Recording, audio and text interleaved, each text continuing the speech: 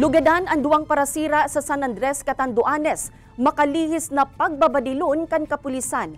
Mga parasira, imbwelto subuot sa illegal fishing sa lugar, asin pig-apunan pan hindi namita ang mga otoridad.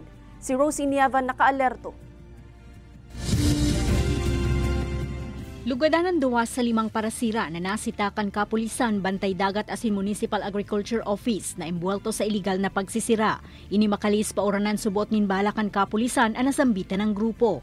Sigon sa San Andres MPS, banggikan Marso 15 kan magkondusir nin Seaborne Patrol ang mga otoridad sa kadagatang sakop kan San Andres, Catanduanes, kung sa inaaktuhan ang 5 parasira na imbwelto sa iligal na gibo. Aminado man ang PNP na nagpaputok sinda nin badil, alaga depensa kan mga ini. Ang ginawa po nila ay nagpaandar ng kanilang motor at hinagisa nila ang mga operatiba ng bigas-bigas. Dahil sa pagkakaano po na may danger po sa kanilang buhay, nagkaroon po ng pagpaputok ang ating kapulisan para matigil po sila. Makalis maaraman na igwang tinamaanin bala. Ang mga pulisman subot ang nagdara sa ospital sa mga ini. Na-recover sa mga parasira ang mga fishing paraphernalia. Aminado ang duwang parasira na igwasindang darang kompresor. Alagad pinahimutikan kan mga ini ang dapit sa subuot bigas-bigas na inapuninda sa mga pulis. Opo sir, aminado ako may kompresor. Kaya po kaming darakaan.